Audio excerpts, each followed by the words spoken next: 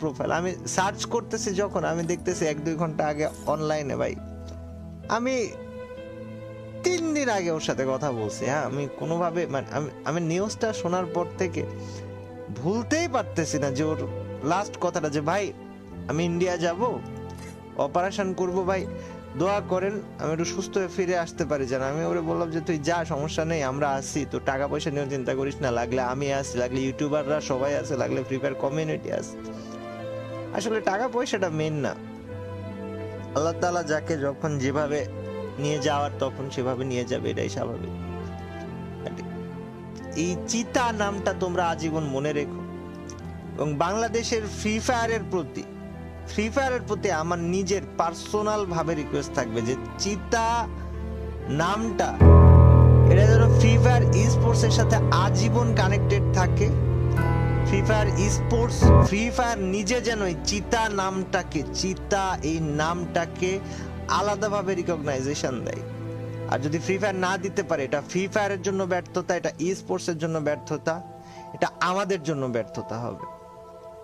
ওর জন্য তোমরা দোয়া করো। মাত্র 20 বছর বয়সে ভাইটা আমাদের চলে গেছে, ওর আম্মার উপর দেখি যাচ্ছে, এটা হয়তো ওর আম্মাই জানে, আর কেউ বলতে পারবে না। মানে বুঝতেই পারতেছো ভাই যে তার ছেলে নাই। আর গাইজ আমি তোমাদেরকে একটু বলে দেই, চিতার মানে ওকে দাফন করা হবে হচ্ছে ওর ফেনীতে, ওর গ্রাম যেখানে এলনা পাথর, ছাগলনাইয়া ফেনী, এখানে। তো কেউ যাইতে চাইলে যাইতে পারো। আজকে সম্ভবত বাদ এশা ওর জানাজা অনুষ্ঠিত হবে এলনা পাথর, ছাগলনাইয়া ফেনীতে।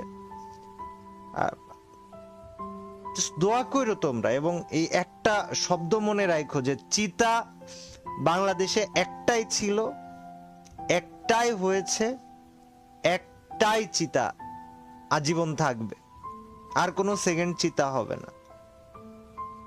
ওর জন্য দোয়া করো, আল্লাহ তাআলা যেন ওকে মাফ করে দেয়, জীবনে যদি কোনো ভুল ত্রুটি থেকে থাকে, কোনো কবরের আযাবটাও মাফ করে দেয়, এবং ওকে যেন জান্নাতুল ফিরদাউস নসিব করে।